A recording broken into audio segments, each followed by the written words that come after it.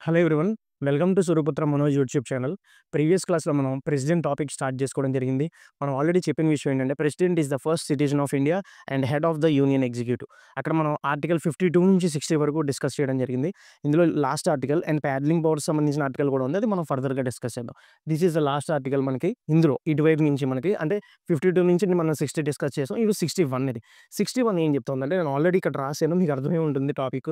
Removal of president by the impeachment motion. Okay.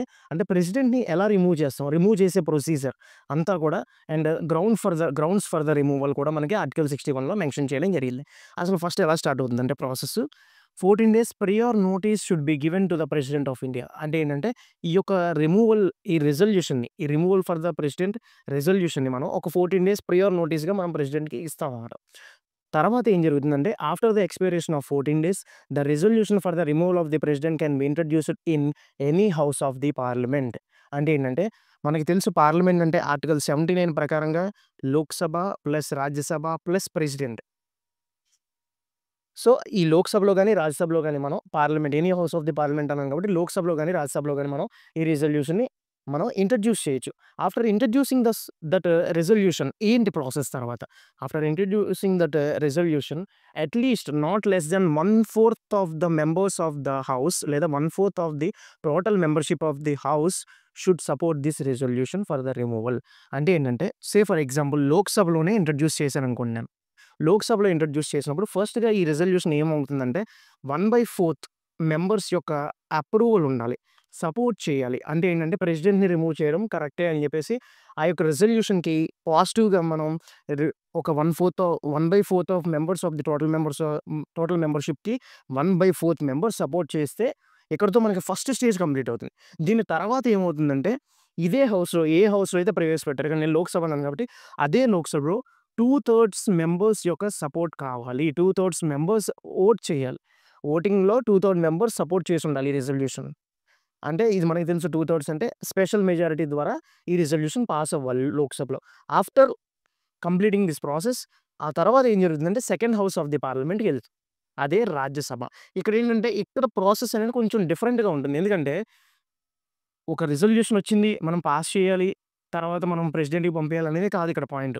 ఎక్కడైతే ఈ type of impeachment మోషన్‌కి సంబంధించిన రిమూవల్ ఆఫ్ ది ప్రెసిడెంట్ యొక్క రిజల్యూషన్ ఎప్పుడైతే సెకండ్ హౌస్‌కొచ్చిందో జాగ్రత్తగా గుర్తుపెట్టుకోండి. సెకండ్ హౌస్‌కొచ్చిందో it acts as quasi judicial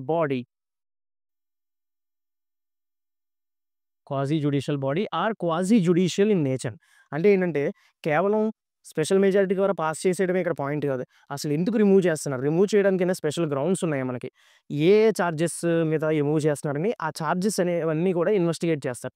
investigation is nothing but మనకి తెలుసు కదా! జ్యుడిషియరీ మనకి ఇన్వెస్టిగేషన్ ఎక్కువ చేస్తుంది. సో, అందుకే quasi judicial body second body quasi judicial బాడీగా మనకి అపియరెన్స్‌గా ఉంటుంది. అర్థమైందా?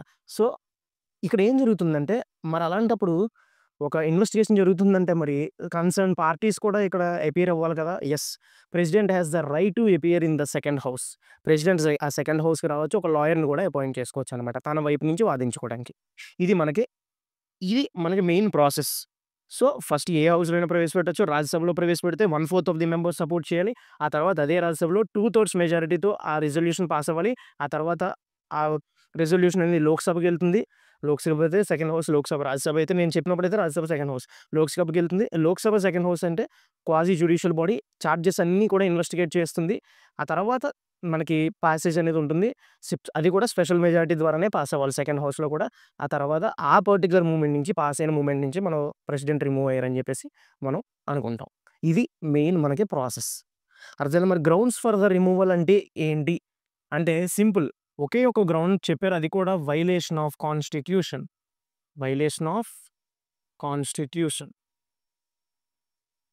తెలుగులో మన రాజ్యాంగ ఉల్లంఘన అంటాం. అంటే ప్రెసిడెంట్ చేసినటువంటి యాక్టివిటీస్ లేకపోతే యాక్షన్స్ అనేవి మనకి ఈ యొక్క పర్టిక్యులర్ వైలేషన్ ఆఫ్ కాన్స్టిట్యూషన్ గురించి కిందకొస్తాయి అని ఎక్కడైనా మెన్షన్ చేశారంటే కాన్స్టిట్యూషన్‌లో ఎక్కడా మెన్షన్ చేయలేదు. ఓన్లీ ఈ ఒక్క పాయింటే చెప్పారు. It is up to the parliament to decide those factors or those activities comes under the violation of constitution or not. Parliament అనేది మనకి డిసైడ్ చేయడం జరుగుతుంది. ఇది మనకి మెయిన్‌గా రిమూవల్ ఆఫ్ ది ప్రెసిడెంట్. మరి ఇలా రిమూవ్ అవుతున్నారు ప్రెసిడెంట్ అన్నప్పుడు వాళ్ళకి ఎటువంటి ప్రొటెక్షన్ అయినా ఉంటుందంటే yes. The removal of president by the impeachment motion comes under judicial review. Judicial review న్యాయ సమీక్షకు వస్తుంది. అక్కడ మళ్ళీ ఇన్వెస్టిగేషన్ అనేది జరుగుతుంది. అసలు ఈ ప్రాసెస్ అనేది అంతా కరెక్ట్‌గా జరిగిందా? ట్రాన్స్‌పరసీ ఉందా? అనేది మళ్ళీ చెక్ చేసుకుంటారనమాట.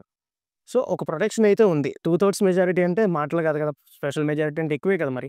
ఫస్ట్ 1/4 అనాలి. తర్వాత 2/3 అంటే మళ్ళీ 2/3 అంటే చాలా టఫెస్ట్ ప్రాసెస్. ఎందుకంటే ఫస్ట్ సిటిజన్ ఆఫ్ ఇండియాకి ఈ మాత్రం మనం ఏంటంటే ఒక ప్రొటెక్షన్, ఒక సేఫ్ గార్డ్ అనేది ఇవ్వాలి కాన్స్టిట్యూషన్ ద్వారా. అప్పుడే మనకి పర్ఫెక్ట్‌గా మనకి కాన్స్టిట్యూషన్ మెషినరీ అనేది మనకు వర్క్ అవుతుంది ఇక్కడ. ఇది మనకి రిమూవల్. మరి ఇప్పటివరకు ఏ ప్రెసిడెంట్‌నైనా రిమూవ్ చేశారంటే ఇప్పటివరకు ఏ ప్రెసిడెంట్ కూడా ఈ పర్టిక్యులర్ ఇంపీచ్మెంట్ మోషన్ ద్వారా రిమూవ్ అవ్వలేదు. సో, నేను ఆల్రెడీ ప్రీవియస్ క్లాస్‌లో చెప్పాను మీకు. నేను చెప్పినటువంటి పాయింట్ ఏంటంటే, president is the nominal executive, prime minister is the real executive. కానీ కాన్స్టిట్యూషన్‌లో ఎక్కువ సార్లు మనకు మెన్షన్ చేసింది ఎవరి గురించి అంటే ప్రెసిడెంట్ గురించే మెన్షన్ చేశారు. సో, అవన్నిటిని క్లబ్ చేసుకొని టు స్టడీ ఈజీలీ అంటే ఏంటంటే మనకి ఈజీగా ఉండడం కోసం ఏంటంటే పర్టిక్యులర్లీ ప్రెసిడెంట్ గురించి మాట్లాడుతున్నాం కాబట్టి ఆయన పవర్స్ గురించి కూడా ఇక్కడ మాట్లాడదాం మనం. అందులో మనకి చాలా పవర్స్ ఉంటాయి. ఎగ్జిక్యూటివ్ పవర్స్ అని, లెజిస్లేటివ్ పవర్స్ అని, జ్యుడిషియల్ పవర్స్ అని, ప్యార్డనింగ్ పవర్స్ అని, మిలిటరీ పవర్స్ అని, డిప్లొమాటిక్ పవర్స్ అని ఇలా మనకి చాలా ఉంటాయి. ఈ రోజు క్లాస్‌లో మనం ఏంటంటే ఎగ్జిక్యూటివ్ పవర్స్ డిస్కస్ చేద్దాం. ఎగ్జిక్యూటివ్ పవర్స్ కార్యనిర్వాహక అధికారాలు అంటాం తెలుగులో. ఎగ్జిక్యూటివ్ పవర్స్ ఒకసారి మనం ఈ క్లాస్‌లో చూద్దాం. ఇందులో ఫస్ట్ మనకేంటంటే వెరీ ఇంపార్టెంట్ ఆర్టికల్ 75 75, క్లాస్ 1. నేను prime minister, council of ministers గురించి మాట్లాడినప్పుడు చెప్పాను. ఆర్టికల్ 75 క్లాస్ 1 మనకు అక్కడ వచ్చాయి.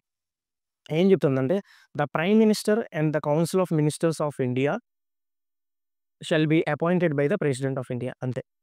అంటే ఏంటంటే prime minister, council of ministers కూడా మనకి ప్రెసిడెంట్ ద్వారానే అపాయింట్ అవుతారు అని చెప్పేసి ఆర్టికల్ 75 క్లాస్ 1 చెప్తాం. ఇది మనకి first executive function power. And next ఏంటంటే article 76 clause 1 AGI attorney general of India గురించి మనం మాట్లాడడం గుర్తుంది కదా! అంటే ఏంటంటే the attorney general of India is appointed by the president. ఇది ఆర్టికల్ 76 క్లాస్ 1.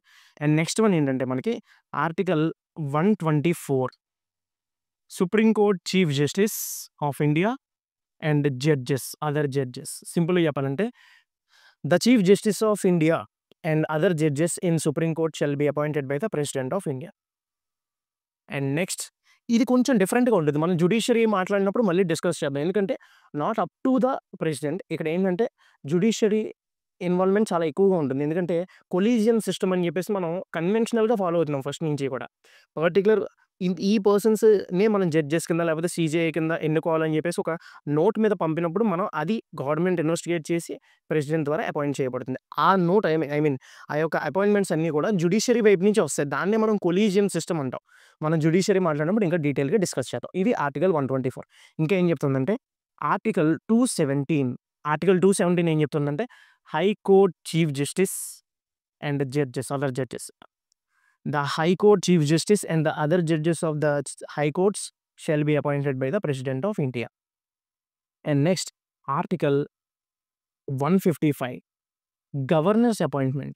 నేను ఇక్కడ గవర్నర్స్ అని రాస్తున్నాను సింపుల్‌గా. The governors to the state shall be appointed by the president of India. మన స్టేట్స్‌కి గవర్నర్స్ కూడా మనకి ఉంటారు.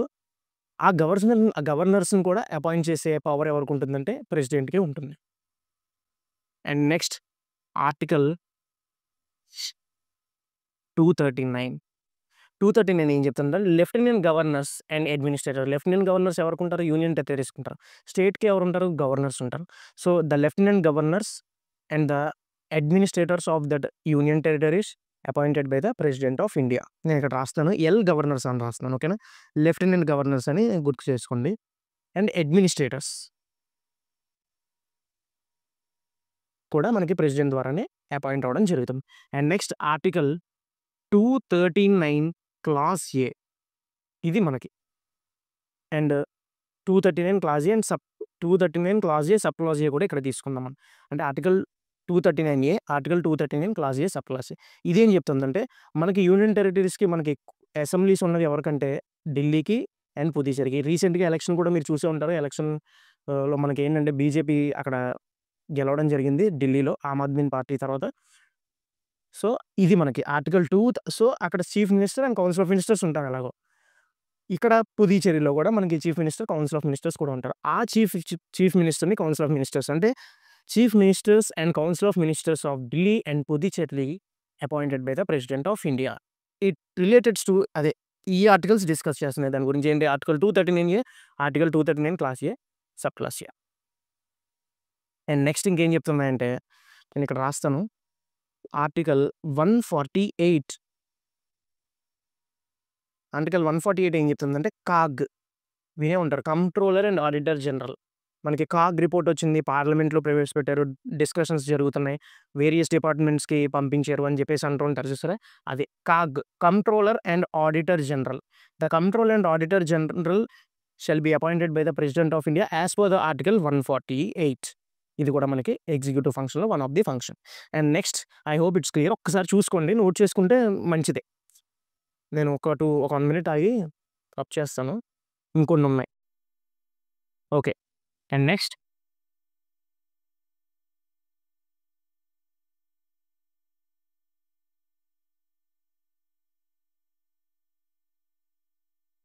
నెక్స్ట్ ఆర్టికల్ ఏంటంటే మనకి article 316 UPSC chairman and other members of the UPSC. UPSC మనకు తెలుసు union public service commission. Central wide ఉంటుంది మనకి. స్టేట్ పబ్లిక్ సర్వీస్ కమిషన్ మనకి స్టేట్ వైడ్‌లో ఉంటుంది. Union public service commission chairman and the members of UPSC shall be appointed by the president of India as per the article 316. And next article 329 clause 2 chief election commissioner CEC ఓకేనా? ECI గురించి మాట్లాడుతుంది. Article 329 as per the article 329 clause 2 the chief election commissioner and the other election commissioners in the election commission of India shall be appointed by the president of India. ఇది కూడా మనకి important. Article 329. And next article 338 national commission for scheduled caste. NCSC అంటాం. National commission for scheduled caste. ఈ national commission scheduled caste యొక్క చైర్మన్‌ని, మెంబర్స్‌ని కూడా appoint చేసే పవర్ మనకి ప్రెసిడెంట్‌కే ఉంటుంది. And next article article 338 national commission for scheduled tribes. The chairman and the members of the national commission for scheduled tribes shall be appointed by the president of India. And next article 338 national commission for backward classes BC NCBC. National commission for backward classes. The members and the chairman of the National Commission for Backward Classes shall be appointed by the President of India. ఇవి మనకి main executive functions. ఇంకొన్ని ఇందులోనే discuss చేస్తాను. I hope it's clear.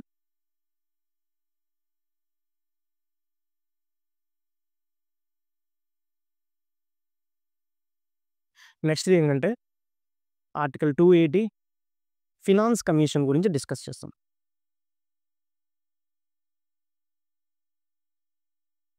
The members and the chairman of the Finance Commission shall be appointed by the President of India as per the Article 280. And Article 263 ఏం చెప్తుందంటే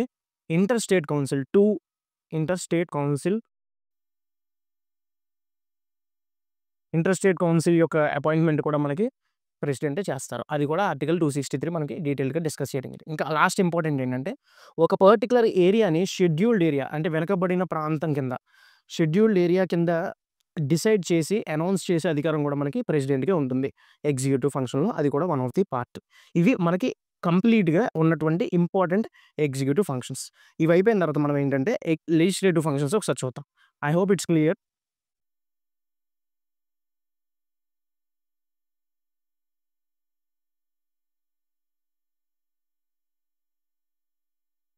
ఒకసారి legislative functions చూద్దాం.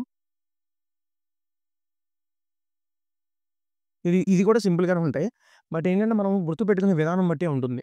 Article ఫస్ట్‌ది ఏంటంటే 85 clause 1, article 85 clause 2, article 85 clause 2 sub clause B, article 80 clause 3. ఒకసారి 4 articles discuss చేద్దాం. తర్వాత మనం మిగతావి చూద్దాం. ఆర్టికల్ 85 క్లాస్ 1 ఏం చెప్తుంది? మనం ఆల్రెడీ ఇంతకు ముందే మనం స్టార్ట్ చేసేటప్పుడు చెప్పాం. 79 as per the article 79 parliament is the combination of Lok Sabha, Rajya Sabha and president కదా! సో, ఆర్టికల్ 85 క్లాస్ 1 ఏం చెప్తుందంటే, president has the power to summon the houses of parliament.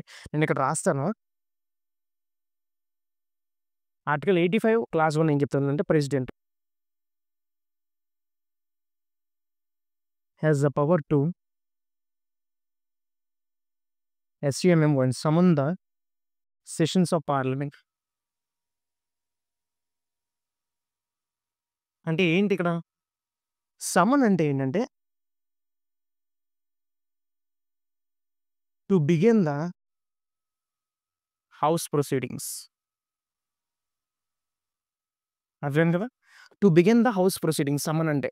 అంటే ఏంటంటే, ఒక గ్రూప్ ఆఫ్ మెంబర్స్‌ని ఒక హౌస్‌లో కూర్చోబెట్టి డిస్కషన్ స్టార్ట్ చేయడం. దాన్నే మనం ఏమంటే సమ్మన్ అనుకుంటాం. To begin the house proceedings. House ప్రొసీడింగ్స్‌ని స్టార్ట్ చేయడం జనరల్‌గా.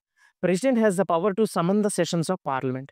పార్లమెంట్ యొక్క సెషన్స్‌ని స్టార్ట్ చేసే పవర్ ప్రెసిడెంట్‌గా ఉంటుంది. ఈ పర్టిక్యులర్ టైంలో ఓకే. మీరందరూ మీట్ అవ్వాలి.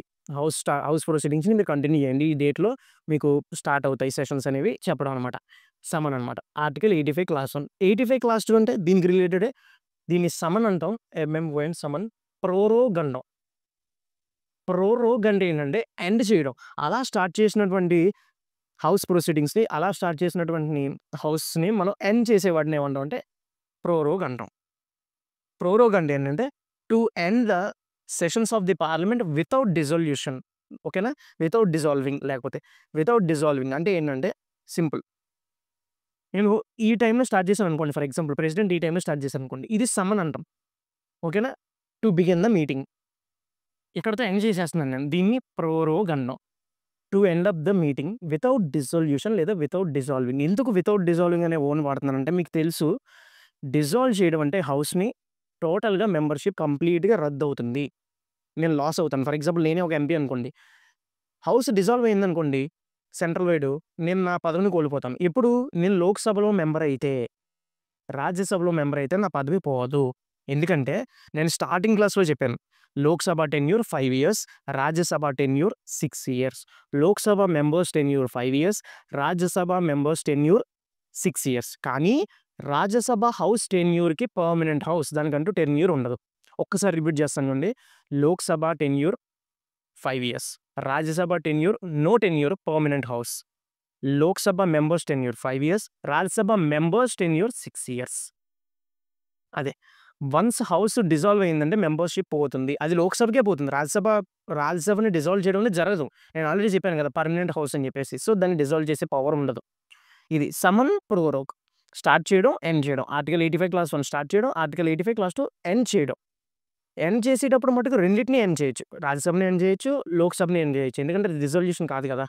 డిసాల్వ్ చేయడం అంటే టోటల్ మెంబర్‌షిప్ పోతుంది. కానీ రాజ్యసభను చేయలేరు. ఎందుకంటే పర్మనెంట్ హౌస్ కాబట్టి.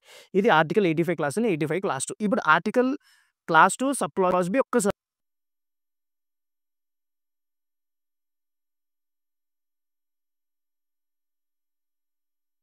ఆర్టికల్ 85 క్లాస్ 2 ఏంటంటే president has the power to dissolve the Lok Sabha after expiration of tenure or various reasons expressed by the council of ministers and prime minister before the expiration of tenure. అంటే ఏంటంటే simple.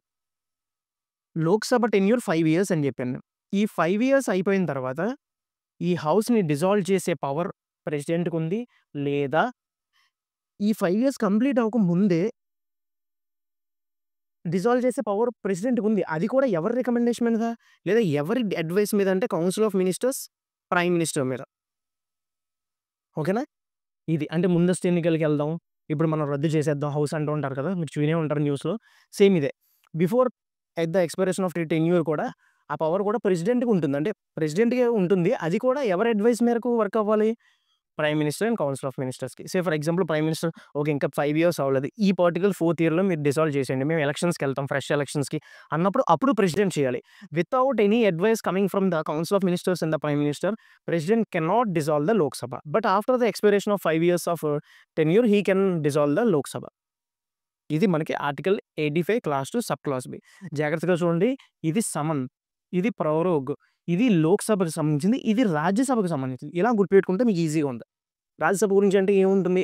Article 80 clause 3 అంటే ఏంటంటే, president has the power to nominate a certain members to the Rajya Sabha if they have special knowledge or practical experience in different fields like social service, next science, literature and arts.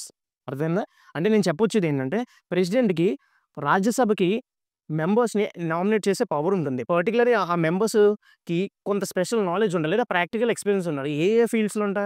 First ఏంటంటే arts, social service, science, literature. అర్థమైందా? అదే నేను చెప్తున్నాను. అదే 80 clause 3. ఈ article 80 clause 3 వినంగానే మీకు ఇంతకుముందు నేను చెప్పిన పాయింట్ గుర్తు రావాలి. ఏంటది? మీకు గుర్తుందా? మనకి టోటల్ 245 మెంబర్స్ ఉంటారు రాజ్యసభలో కదా!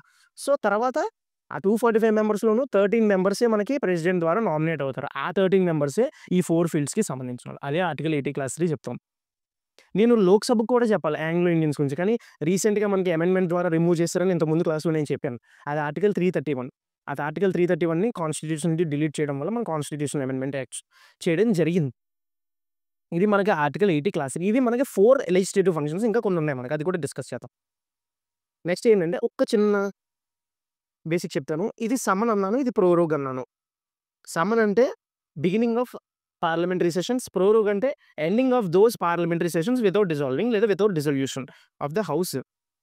ఇప్పుడు మరి ఈ గ్యాప్ ఉంటుంది చూసారా? మళ్ళీ సమ్మన్ అవుతుంది. అంటే మళ్ళీ స్టార్ట్ చేస్తారు హౌస్ ప్రొసీడింగ్స్‌ని మళ్ళీ ఎండ్ చేస్తారు. ఈ ఒక ప్రోరోగ్‌కి, ఒక సమ్మన్‌కి మధ్యలో ఉన్నటువంటి గ్యాప్‌ని మనం ఏమంటామంటే రీసెస్ అంటాం. అంటే బ్రేక్. రీసెస్ పీరియడ్ అంటారు చూసారా? అలాగే రీసెస్ అంటాం. ఇది గుర్తుపెట్టుకోండి. ఇది ఇంపార్టెంట్. నేను వచ్చేటప్పుడు మాట్లాడతాను. ఇంకొక 10 మినిట్స్‌లో దీనికి సంబంధించి మాట్లాడతాను. ఇది రీసెస్. సమన్, ప్రోరోగ్. ప్రోరోగ్‌కి, సమన్‌కి మధ్య ఉన్న గ్యాప్‌నే మనం రీసెస్ అని చెప్పేసి అంటాం. మరి జనరల్‌గా పార్లమెంట్‌లో ఏమైనా మెన్షన్ చేశారా? ఒక సంవత్సరంలో ఇన్ని సార్లే మీట్ అవ్వాలి అని చెప్పేసంటే ఎక్కడా మెన్షన్ చేయలేదు. But the gap between the 2 sessions does not exceed up to 6 months. అంటే ఈ రీసెస్ అనేది 6 మంత్స్ దాటి ఉండకూడదు. అందుకనే మనకి కన్వెన్షనల్‌గా మనం ఏం చేస్తామంటే 3 సెషన్స్ పెట్టుకుంటాం మనం ఒక 1 ఇయర్‌లో. 1, 2, 3. సో, 6 మంత్స్ గ్యాప్ అనేది ఈజీగా రాదు. ఇది కాన్స్టిట్యూషన్‌లో మెన్షన్ చేయలే 3 సార్లే మీట్ అవ్వాలని చెప్పేసి. అర్థమైందా? మనం అలా క్రియేట్ చేసుకున్నాం. కానీ కాన్స్టిట్యూషన్‌లో ఏం మెన్షన్ చేశారంటే ఒక 2 హౌస్ ప్రొసీడింగ్స్‌కి అంటే 2 ఐ మీన్ ఆహ్, దాన్నేమంటారు? హౌస్ యొక్క మూవ్‌మెంట్స్‌కి అంటే ఇప్పుడు ఇక్కడ ఒక మీటింగ్ జరిగింది కదా! ఇది ఫస్ట్ మీటింగ్ అనుకోండి. ఈ ఫస్ట్ మీటింగ్‌కి, సెకండ్ మీటింగ్‌కి మధ్యన రీసెస్ అనేది not more than 6 months. 6 months దాటి ఉండకూడదని చెప్పేసాం. అందుకని మనం జనరల్‌గా ఏం చేస్తామంటే ఇది 3 టైమ్స్ మీట్ అవుతాం. అప్పుడు గ్యాప్ రాదు కదా! అదే మనకి ఆర్టికల్ 80 క్లాస్ 3 మనం డిస్కస్ చేసాం. ఇది కూడా నేను రీసెస్ ఇక్కడ చెప్పాలనే చెప్పాను. ఆ తర్వాత ఒక పాయింట్ వస్తుంది. దాని గురించి డిస్కస్ చేద్దాం. And next article 103. 103 ఏం చెప్తుందంటే డిస్‌క్వాలిఫికేషన్స్ గురించి చెప్తుంది. ఆర్టికల్ 103 అంటే ఏంటంటే president has the power to decide the disqualifications of the members of the parliament. But it is up to the president. అర్థమైందా? It is up to the president. ఎప్పటి వరకు? ఒక ఎలక్షన్ కమిషన్‌ని మీట్ అయ్యేంత వరకు. అంటే ఏంటంటే సింపుల్‌గా చెప్పాలంటే the disqualifications can be determine the president but only on the advice of the election commission of India. President of ఇండియాకి పవర్ ఉంటుందంట. దేని గురించి? As per the article 103 president of ఇండియాకి పవర్ ఉంది. హౌస్ పార్లమెంటరీ హౌసెస్‌కి సంబంధించినటువంటి మెంబర్స్ యొక్క డిస్‌క్వాలిఫికేషన్‌ని determine చేసే పవర్ ఉంది. కానీ ఎవరి అడ్వైస్ మీద ఆ డెసిషన్స్ ఉండాలి అంటే ఎలక్షన్ కమిషన్ ఆఫ్ ఇండియా మీద. ఎలక్షన్ కమిషన్ ఆఫ్ ఇండియాని మీట్ అయిన తర్వాత ఆ డిస్కషన్స్ అనేవి ఫైనల్ అవ్వాలని చెప్పేసి చెప్పడం ఆర్టికల్ 103 చెప్తుంది. యాక్చువల్లీ ఆర్టికల్ 102 డిస్‌క్వాలిఫికేషన్స్ గురించి చెప్పింది. ఆర్టికల్ 103 ఏం చెప్పిందంటే డిస్‌క్వాలిఫికేషన్స్ అంటే president has the power to decide the disqualifications after meeting with the election commission of India అని ఆర్టికల్ 103 చెప్పింది. నెక్స్ట్ మనకేంటంటే ఆర్టికల్ 108. ఆర్టికల్ 108 ఏం చెప్తుందంటే joint session of the parliament. పేరులోనే ఉంది జాయింట్ సెషన్ అంటే ఏంటంటే పార్లమెంట్‌లో మనకి 2 హౌసెస్ ఉంటాయి. ఆ రెండిటిని కలిపి కూర్చోపెట్టడం. ఏ సందర్భాల్లో కూర్చోపెడతాం అనేది మనకి పాయింట్ రైజ్ అయినప్పుడు జనరల్‌గా మనకి హౌస్ ప్రొసీడింగ్స్ అంటే ఏముంటాయి? పాలిసీ మేకింగ్ అంతే కదా! యాక్ట్స్, బిల్స్ సంబంధించినవి ఉంటాయి. ఎప్పుడైతే సింపుల్ జాయింట్ సెషన్ అనేది ఎప్పుడు స్టార్ట్ అవుతుందంటే మనకి ఈ యొక్క పర్టిక్యులర్ జాయింట్ సెషన్ కూడా president has the power to create the joint session లేదా president has the power to summon the joint session. Summon అనే వర్డ్ కూడా వాడొచ్చు కదా నేను.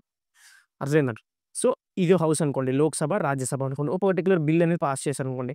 లోక్‌సభలో పాస్ అయిపోయింది. కానీ రాజ్యసభలో పాస్ అవ్వలేదు. ఇక్కడ ఒక డెడ్‌లాక్ సిట్యుయేషన్ అనేది ఫార్మ్ అయింది. అంటే హౌ ఒక హౌస్ అనేది యెస్ అంటుంది. ఒక హౌస్ అనేది నో అంటుంది. ఇలాంటి టైంలో ఏం చేస్తారంటే జాయింట్ సెషన్‌కి పిలుస్తారన్నమాట. ఈ 2 హౌసెస్‌ని. ఆ బిల్ అనేది ఇంపార్టెంట్ అయినప్పుడు.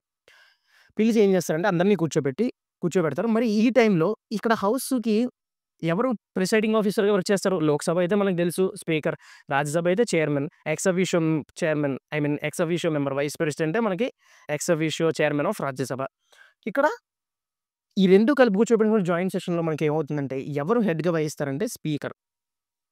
In the absence of speaker, deputy speaker. అది. ఇక్కడ మట్టుకు ఏం చేస్తారంటే సింపుల్ మెజారిటీ చూస్తారు. సారీ. అది. Joint session of the parliament అంటే ఇది. జాయింట్ సెషన్ ఏంటంటే to avoid the confusion about a particular important bill. అది నిజంగా ఇంపార్టెంట్ అనుకున్నప్పుడే మనకేం చేస్తామంటే జాయింట్ సెషన్ అనేది క్రియేట్ చేస్తారు. అది కూడా ఆ పవర్ కూడా ప్రెసిడెంట్‌కే ఉంటుంది. మరి ఏ బిల్స్‌కి అన్నప్పుడు నేను ఒక్కసారి చిన్న బ్రీఫ్‌గా చెప్తాను. మనకి బిల్స్ కొన్ని టైప్స్ ఉన్నాయి. అందులో మనకి ordinary bill, financial bill category A, financial bill category B and money bill ఒకటి, constitutional amendment bill. Constitutional amendment బిల్‌కి ఇది ఉండదు. ఏది జాయింట్ సెషన్ అనేది కంపల్సరీ ఉండదు. ఒక హౌస్‌లో యెస్ అయ్యి ఇంకో హౌస్‌లో రిజెక్ట్ అయితే రిజెక్ట్ అయిపోయినట్టే. నెక్స్ట్ ఆర్డినరీ బిల్‌కి మట్టుకు మనకేంటంటే, ఈ జాయింట్ సెషన్ అనేది మనకి ఉంటుంది. అండ్ మిగతావన్నీ మనం తర్వాత క్లాస్‌లో పార్లమెంట్ డిస్కస్ చేసినప్పుడు ఇంకా బ్రీఫ్‌గా చెప్తాను. ఇంకా డీటెయిల్‌గా ఇప్పుడు మాట్లాడదాం. ఇక్కడ బ్రీఫ్‌గా చెప్పేసాను నేను. ఇది మనకి ఆర్టికల్ 103 అండ్ ఆర్టికల్ 108 అర్థమైంది కదా ఇది?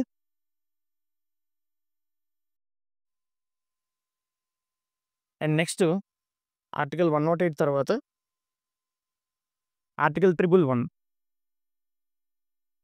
తర్వాత ఆర్టికల్ 111. ఆర్టికల్ 111 ఏం చెప్తుందంటే ఇది కూడా చాలా ఇంపార్టెంట్ మనకి ఆర్టికల్. మనకి ఐడియా ఉంది. ఒక బిల్ అనేది యాక్ట్‌గా అవ్వాలంటే అది మామూలు విషయం కాదు. ఎందుకంటే ఇప్పుడు ఫర్ ఎగ్జాంపుల్ బిల్ ఇది యాక్ట్‌గా అవ్వాలంటే మధ్యలో చాలా ప్రాసెస్ ఉంటుంది. అది లోక్‌సభ ద్వారా పాస్ అవ్వాలి. రాజ్యసభ ద్వారా పాస్ అవ్వాలి. మధ్యలో ప్రెసిడెంట్ యొక్క అప్రూవల్ కంపల్సరీ ఉండాలి. అందుకే అంటారు without the approval of the president to a particular bill that bill cannot become an act. అంటే ప్రెసిడెంట్ యొక్క అసెంట్ లేకపోతే అప్రూవల్ లేకపోతే ఒక బిల్ అనేది యాక్ట్‌గా మారదు. చూసారా? ఇదే కదా ఫైనల్ స్టేజ్. దీని తర్వాత యాక్ట్‌గా మారాలి. ఇక్కడే ఆగిపోయిందనుకోండి అగైన్ మళ్ళీ ఫస్ట్ నుంచే రావాలి.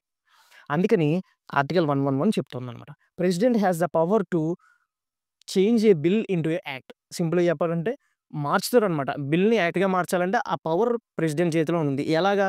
అప్రూవల్ ఇచ్చినప్పుడు మనకి. ఇది ఆర్టికల్ 111 అర్థమైంది కదా?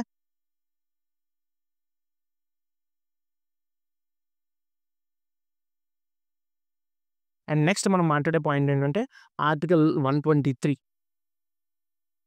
ఒకసారి ఇవి నోట్ చేసుకున్నారనుకుంటున్నాను నేను. షార్ట్‌కట్‌లో గుర్తుపెట్టుకుంటే మీకు ఈజీగా ఉంటాయి. లేదా రివిజన్ చేసుకుంటూ ఉంటే మీకు క్లారిటీ ఉంటుంది. నెక్స్ట్ లాస్ట్‌ది రాస్తున్నాను ఇక్కడ. ఆర్టికల్ 123.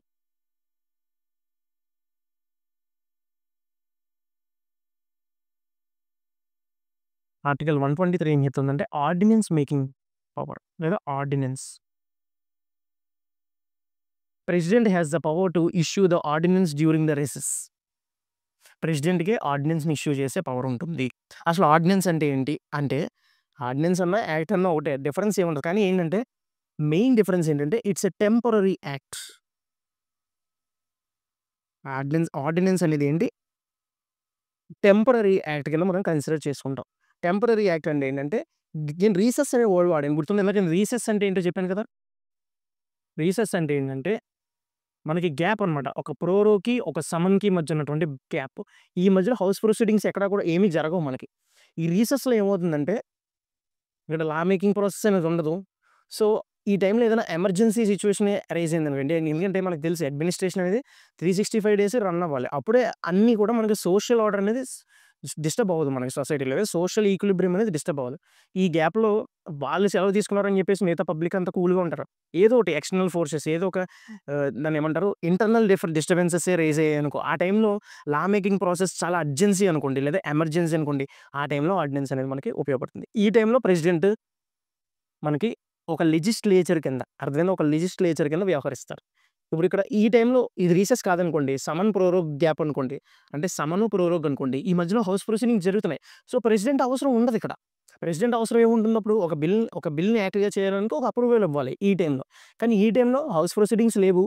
సో, ఇక్కడ ప్రెసిడెంట్ ఒక లెజిస్లేచర్ కింద యాక్ట్ చేసి ఆర్డినెన్స్‌ని ఇష్యూ చేస్తారు. It's a temporary act issued in the time of recess for the emergency situations. Emergency సిట్యుయేషన్స్‌కి మనం ఇష్యూ చేయడం జరుగుతుంది. ప్రెసిడెంట్ ఇష్యూ చేస్తారు. దాన్నే మనం ఏమంటామంటే ఆర్డినెన్స్ అంటాం.